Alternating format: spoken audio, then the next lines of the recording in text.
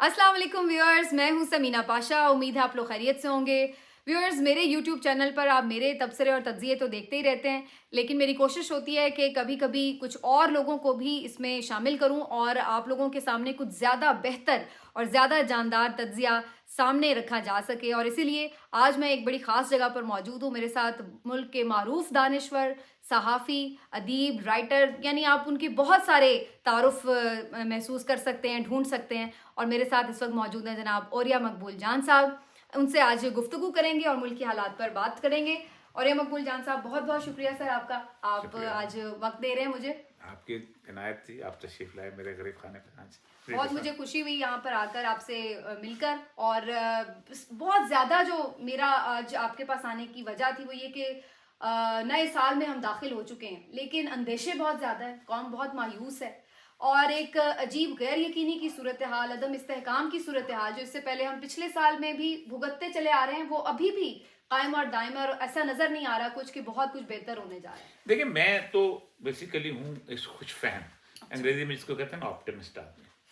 गुज़िश्ता जो पूरा एक साल गुजरा है, मैंने अपनी मेरी तकरीबन 68 साल उम्र हो गई है, 18 जनवरी को हो जाएगी इंशाल्लाह। 68 साल में 50 साल मेरे एक्टिव ज़िंदगी के हैं, सियासत में, दूसरे जॉब में, लिखने पढ़ने। मैंने इससे बुरा साल नहीं देखा अपने से। मैंने बस जिसे कहते हैं, पूरी यकीन के साथ कह सकता हूँ कि इस 23 से बुरा साल नहीं आया। हर मामले के अंदर लोगों के ऊपर किसी किस्म की खौफ तारी करने के ऊपर, सियासत के हिसाब से, मीशत के हिसाब से, माशरत के हिसाब से, हर मामले के अंदर। लेकिन ये बुराई मुझे इसलिए अच्छी लगती है कि एक इमारत थी जो गुज़िश्ता 50 साल से बिल्कुल बहुत सीधा हो गई थी और हम उसको खपचियाँ लगा के उसको खड़ा कर रहे थे। अब ये इमारत गिर रही है। अच्छा। और ये गिरने के बाद इसको लोग तामीर करेंगे और मैं समझता हूँ कि 2024 जो है ये तामीर नौ का साल है। और इसकी एक वजह कि उससे पहले लोग यकीन रखते थे कि सियासतदान इस इमारत को ठीक कर सकेंगे। ठीक। सियासतदान नहीं होंगे तो फौज से कोई बंदा आकर ठीक कर सकेगा, फौज से नहीं होगा तो इस्लामी निज़ाम वाला ठीक कर सकेगा, फलाना मौलवी ठीक कर सकेगा। अब लोग ये समझते हैं कि नहीं, हम अगर ठीक नहीं कर सकेंगे तो कोई नहीं कर सकेगा। बिल्कुल ठीक। ये पहली दफा है। तो ये वक्त इनकलाब आ चुका है आपके ख्याल से? बहुत बड़ा। आप जनवरी के अच्छा। अंदर ही देखेंगे कुछ ना कुछ हो जाएगा। उसकी एक वजह यह है कि एक बॉइलिंग पॉइंट होता है किसी जगह। पाकिस्तान में इससे पहले ये सूरत हाल आई थी 1977 में। 1977 में बिल्कुल इसी तरह लोग अगवा होते थे। जुल्फ़िकार अली भुट्टो का इलेक्शन था, पाकिस्तान की सिविल ब्यूरोक्रेसी उसके साथ मिली हुई थी। 35 सीटों पे उसने कहा था मैं बिला मुकाबला जीतूंगा। भुट्टो के मुकाबले में जान मोहम्मद बासी साहब ने इलेक्शन का कागज जमा कराए थे, उनको अगवा कर लिया गया था। मुमताज भुट्टो के खिलाफ अगवा कर लिया गया था। हमें तो लगा कि पहली दफा अगवा होने और ये कागज छीनने के वाकये हो गए। अच्छा। उसके बाद हुआ ये था कि 7 मार्च 1977 को इलेक्शन हुए थे कौमी असम्बली के और 11 मार्च को थे सूबाई असम्बली के। 7 मार्च को इलेक्शन हुए, धांधली हुई, खौफनाक धांधली हुई। मतलब ये नसरुल मिल्ला साहब जो है ना, इनके असर मिल्ला, इनके वालिद नसरुल मिल्ला, ये चीफ सेक्रेटरी ऑफ बलूचिस्तान, ये धांधली के मास्टर थे। इन्होंने या बख्तियार को 4 वोट शायद ना पड़ते घर में, इन्होंने उसको महमूद खान के मुकाबले में जिता दिया था और पशीन रेस्टोरेंट में ठप्पे लगवाए थे बैठ के। इस तरह हेलीकॉप्टर में इन्होंने डाले थे, बैल्ट बॉक्स और वहाँ लेके आ गए थे। इस तरह मतलब इस तरह के हर जगह करैक्टर इस तरह के मौजूद थे जिन्होंने ऐसे लोगों को जिताया जिनके जीतने का चांस कोई नहीं। जिस दिन रात को ये ऐलान हुआ है उस दिन पाकिस्तान नेशनल अलायंस ने ऐलान किया कि हम बाइकआउट करेंगे इलेक्शन का। 11 मार्च को सूबाई असेंबली के इलेक्शन थे। हू का आलम तारी 2% टोटल। अच्छा। यानी पीपल्स पार्टी के अपने लोग जो थे वो भी वोट देने नहीं गए थे। ये लेवल आ गया। उसके बाद एक मूवमेंट शुरू हो गई। आप नजर करें, पंजाब को वैसी गाली पड़ती थी जैसे आज पड़ती है। चुप हो, बोलते नहीं हो, पंजाबी हो, ये हो।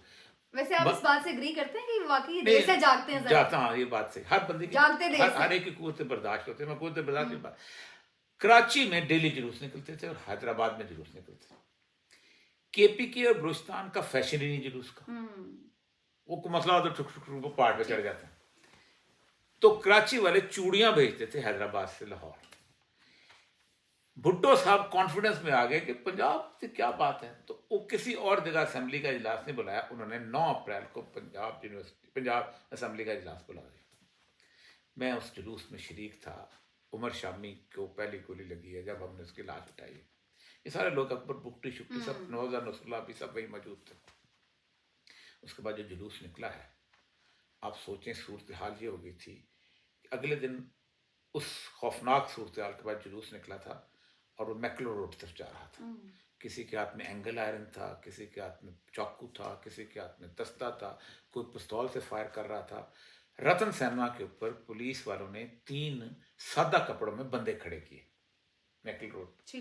उन्होंने ऊपर से किया फायर, लड़के नीचे लगा, लड़के भागे हैं, स्पाइरल सीढ़ी थी, उन चढ़े हैं, ऊपर से उनको कत्ल किया, तीनों को नीचे फेंक दी। सही। उसके बाद हालत ये थी कि 3 शहरों में मार्शल लगाया था भुट्टो ने, कराची, हैदराबाद और लाहौर। मुस्लिम मस्जिद के ऊपर फौज बैठी हुई थी और लोग जो सीना तान के कहते आओ गोली चलाओ हमारी तरफ। और मैं एक बड़ी अजीब गरीब बात बताऊं कि इर्द गिर्द लोगों ने गलियों में माइक्रोफोन पे वो रिकॉर्डिंग्स चलाते थे।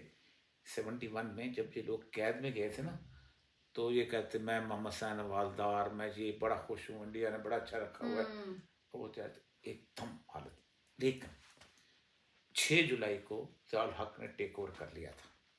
लोगों की उम्मीद थी कि ज़ियाउल हक मामला ठीक कर देगा, संभालेंगे कुछ। ज़ियाउल हक का धोखा अब लोगों को याद आ रहा है। अब वो दूसरा ज़ियाउल हक नहीं, तो अब दूसरा ज़ियाउल हक बना, अब लोग अब पब्लिक, अच्छा। अब दूसरा ज़ियाउल हक नहीं आ सकता। लोग ज़ियाउल हक पे यकीन नहीं, अब कौन आएगा? अच्छा। अब वो कहते हैं ज़ियाउल यही तो थे पीछे। ये उसके बाद आप देखें ये इतने टोटल, अब समझते हैं ये बहुत कंट्रोल कर लेते हैं, इनको कुछ नहीं पता, ये कुछ कर भी नहीं पाते। 2 दफा के मैं मिसाल देता हूँ, कहते हैं हम इलेक्शन कंट्रोल करते हैं।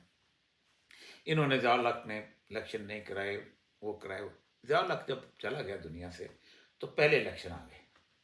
1988 के इलेक्शन थे, बेनज़ीर कैंडिडेट थे। बेनज़ीर का तलवार का निशान था पीर पाड़े, उसको तीर दे दिया गया। ये समझते बेनज़ीर हार जाएगी। हमीद गुल हमारा दोस्त, उसने पूरी पार्टियों को कान से पकड़ के कहा नवाज शरीफ के पास जाओ, सारी चलेगी। कौन नहीं आईजीआई बनाए, जैसे हम अब देख रहे हैं, ऐसा लग रहा है हिस्ट्री रिपीट हो रही है। आईजीआई बनाए। बेनज़ीर के वोट सीटें थी 81 और नवाज शरीफ को मिली थी 52। ये है टोटल औकात। सही, यानी चेंज करने के बाद मैं उस पोलिंग स्टेशन में रिटर्निंग अफसर था कोयटा का। हाफिज हुसैन अहमद का मुकाबला था फतेह मोहम्मद हसनी से। ये फतेह मोहम्मद हसनी को जिताना चाहते थे, हाफिज हुसैन को हराना चाहते थे। जैसे जैसे नुसरत चीफ इलेक्शन कमीशन, बड़ी चक्कर मैंने कहा मुझे कह दोगे ये जो 70 पोलिंग स्टेशन है उसमें कोई टीचर बैठा हुआ है, कोई बैंक अफसर बैठा हुआ है, कोई वो सारों को बताओगे तुम हाफिज हुसैन को जिताना, कैसे बता सकोगे? नहीं बताया जाता ना पोलिंग स्टेशन। दूसरी दफा इन्होंने फिर उसके बाद बेनज़ीर, फिर हमारे सियासतदानों की कमजोरी, बेनज़ीर इनके सामने चुप गई। उसने कहा साहब याकूब अली को वज़ीर आज़म बना, वज़ीर ख़ारजा बना लेती हूँ, वे जाफरी को मैं फाइनेंस मिनिस्टर बना। फिर इनके इलेक्टेबल चलते रहे, इधर से उधर, उधर से उधर, उधर से उधर, ये खेलते रहे। इनको दोबारा मौका मिला आज़ाद खेलने का 2002 में। 1999 अक्टूबर से लेके 2002 तक इन्होंने हर सियासतदान को बंद किया। नैब ने उनके खिलाफ केस बनाए और नैब की जेल बड़ी खौफनाक थी। वो काले कपड़े, काले रंग करते थे और शीशे नहीं होते थे, बंद कर देते थे अंदर बंदे को, 90 दिन तक बंद। इन्होंने सारा कुछ तोड़ ताड़ के चोई शुजात की गोद में डाल दिया। अब तो इनको जीतना चाहिए था।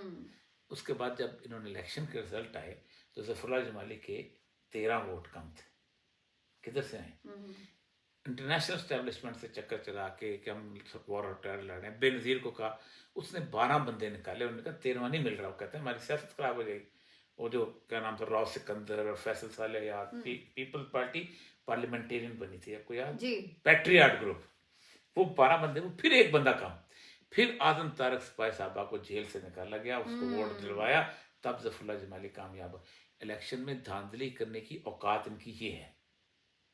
लेकिन अब मसला ये है कि सिर्फ ये एक फैक्टर तो नहीं है, हमें तो ये बताया जा रहा है कि जी अमेरिका भी चूंकि इमरान खान साहब को निकालने में भी शामिल था और अब वो आने भी नहीं देना चाहता, तो आप समझते हैं कि ये अब अमेरिका भी इस सारी सिचुएशन को देखकर अपनी पॉलिसी या राय तब्दील कर सकता है? देखिए, अमेरिका की राय तकरीबन तब्दील हो चुकी है अच्छा।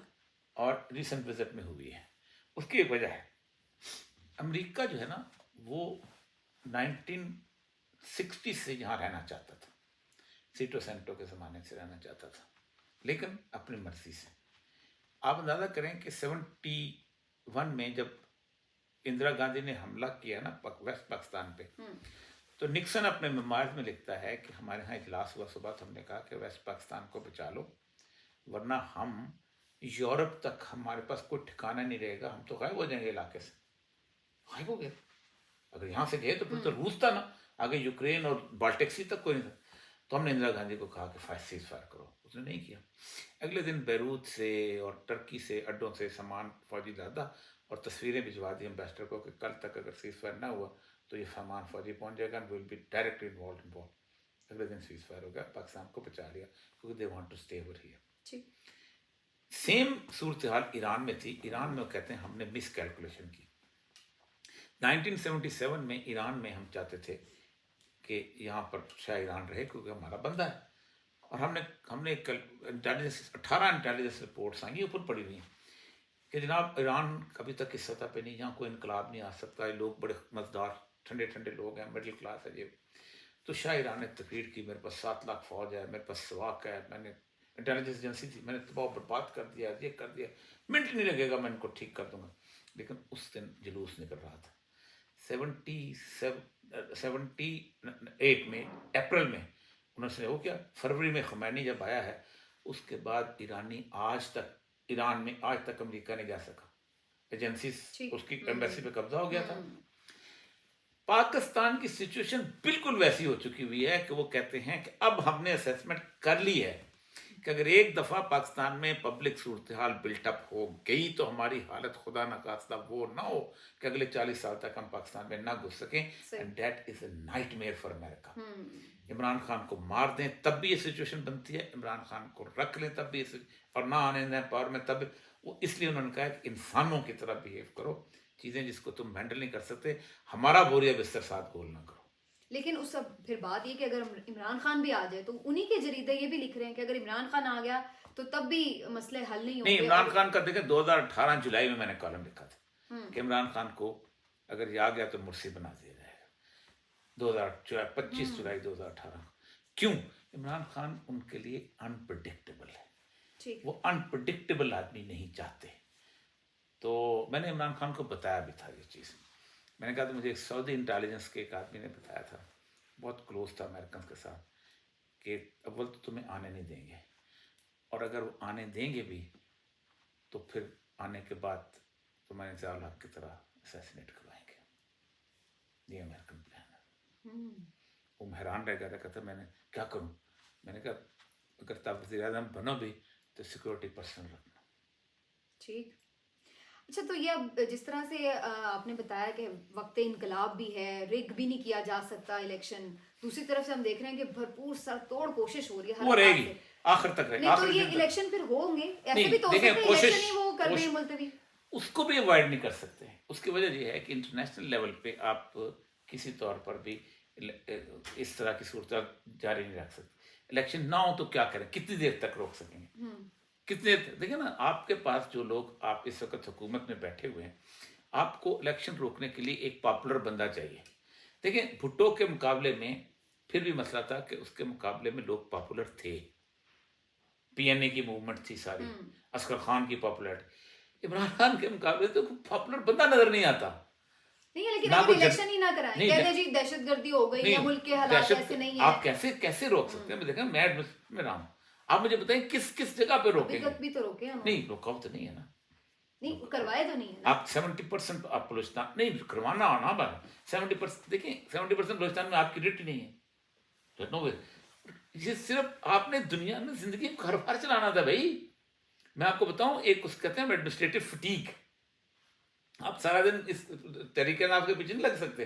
साथ साथ आपने और 1000 काम करने होते हैं। पुलिस ने किसी का कत्ल है, किसी की चोरी है, किसके तफ्तीश है, किसका फलां है, आपने जिंदगी में सिर्फ ये काम करना है। पाकिस्तान के अंदर जो डीसी है उसके दफ्तर में 50,000 और काम होते हैं, आपने इसी काम करना होता है उसके। तो ये असल मसला है, एडमिनिस्ट्रेटिव मशीनरी को सारा वक्त लगा नहीं सकते आप इस पे। लेकिन अगर वो उम्मीदवार ही ना खड़े होने दें और फिर बाद में पोलिंग डे पे भी मैं नहीं कहता हूँ बैठे, मैं तो फिर तो मेरी क्या करने मेरी की ख्वाहिश है हाँ, कि ये मैक्सिमम करें अच्छा ताकि इलेक्शन के दिन को पता चल जाए, मतलब गिरे दफा इमारत पूरी तरह। जी।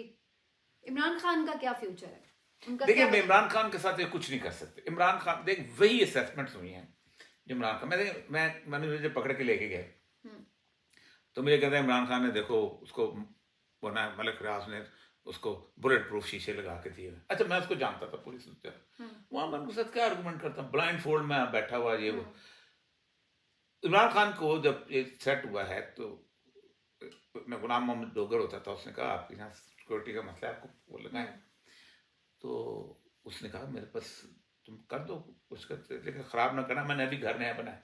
हम्म, तो उसने कहा कि मैंने ये स्टील वो है ना शीशे वाले कौन सा ग्लास है अभी याद है, उसने bullet proof bullet glass proof होता ग्लास है। 90 लाख रुपए में लगा। हम्म, तो कहते मेरे पास मैंने इसका 20 लाख सिक्योरिटी के मेरे पास पड़े होते हैं, वो हम कर सकते हैं, लेकिन बाकी आप प्रोजेलाई से कहीं पर उसने कहा मेरा मसला है चीफ मिनिस्टर को मैं क्यों कहूँगा। हम्म, तो कहते उसने वो बिल जो था वो शिबली फराज को दे दिया कि पार्टी फंड से दे दिया, ठीक, जबकि मैं गवर्नमेंट में रहा हूँ, मैंने गवर्नमेंट का एक एक चीज़ पता था। इन्होंने जाके उस शीशे को तोड़ा है जब गए हैं। हम्म, मतलब यार तुम लोगों को इतनी भी इनको इन्फॉर्मेशन थी कोकीन खाता है, कितनी प्रोपेगेंडा था। और मैं इनको कहता था यार मेरी पहली नौकरी UN fund for drug use control में है, मैं समझता हूँ कोकीन खाने वाला बंदा 2 घंटे एक्सरसाइज क्या 2 मिनट एक्सरसाइज नहीं कर सकता। बिल्कुल ठीक, तुम पता नहीं इनको होता था जो नाजुनेम का पला हुआ 4 दिन नहीं, इनकी सारी की सारी एक्सपेक्टेशन के खिलाफ इमरान खान जा रहे हैं। फिर इमरान खान उस दिन जब लास्ट हुई बात हुई जाने से पहले, जब मैं साथ में अंदर चला गया था, फिर मैं बाहर निकला था, वो अंदर चला गया। उसने कहा मैं मुझे बताएं क्या इमरान खान, देखिए इमरान खान की अचीवमेंट का लेवल क्या है, प्राइम मिनिस्टर बन गया ना, ठीक, अब अल्लाह मियां तो नहीं बन सकता, हाँ, ठीक। बाकी अचीवमेंट वेलफेयर की अचीवमेंट अपनी जगह मौजूद है। यानी वाहिद आपका सियासतदान है कि जिसके सीवी में से सियासत निकाल दो फिर भी बहुत कुछ बचता है, हम्म, क्रिकेट बच जाता है, नमल बच जाता है, सौफ खान क्या कर लेगा वो achievement, you could have lived there. फिर कोई उसको मसला नहीं है किसी किस्म का कि उसने एक जायदाद बना के अपनी लेगेसी छोड़ के जानी है। हम्म, उसके बच्चे जिस तरह के खानदान में पल रहे बिल्कुल हैं ठीक, वो हाँ, पाकिस्तान का कर्ज उतार सकते हैं, सही बात, ठीक। उसके अपने रिश्तेदार जो हैं वो उनसे नाराज हैं, टिकट ना मिलने पर हफीजुल्लाह न्याजी के भाई को टिकट नहीं दिया, वो नाराज हो गया। हम्म, तो जब जो बंदा इस लेवल पे हो उसके साथ लड़ा नहीं जा सकता। ठीक। इनको कई दफा क्या नहीं लड़ा जा सकता भाई। आखिरी सवाल है और ये साहब ये फरमाइएगा कि आपको लग रहा है कि जो हम एक बात सुनते हैं जी 75 साल से कब्जे में है मुल्क और लोग कहते हैं जी हकीकी आज़ादी, तो ये वो वक्त आ गया है, आप देख रहे हैं कि अब वो कब्जा छूटता जा रहा है और हम वाकई इस तरफ बढ़ रहे हैं? मैं आपको बताऊं एक कुर्बानी की सूरत आनी है। मैं आपका 77 में आपको पता है कौन कौन लोग पील पार्टी छोड़ गए थे। हनीफ राम में छोड़ गया था, गुलाम साहब खैर छोड़, एजाज हसन हमारे साथ जुलूसों में होता था, पील पार्टी का बंदा। आज फिर उस एजाज हसन मैं उस बंदे की बड़ी कदर करता डिफरेंट, हूँ, हाँ बिल्कुल, बिल्कुल। आज फिर वो खड़ा है उस वक्त। तो आप देखिए ये सब छोड़ गए थे, वो उस वक्त लोगों के अंदर एक होप थी कि एक अदारा मौजूद है जो हालात ठीक कर देगा। मैं कहता था कि ये होप जिस दिन टूटी उस दिन ये मुल्क ठीक होगा, और अब ये होप टूट गई है। अब लोगों को खुद पता है कि हमने खुद मुल्क ठीक करना है। ठीक है। और ये मकबूल जान साहब बहुत बहुत शुक्रिया सर आपका, आपने आज वक्त दिया। तो नाज़रीन ज़बरदस्त और बहुत ही जिसको कहते हैं मुदब्बिराना गुफ्तगू आपने सुनी और या मकबूल जान साहब की। इंशाल्लाह अगले वीलॉग में आपसे फिर मुलाकात होगी। अपना ख्याल रखिए, अल्लाह हाफ़िज़।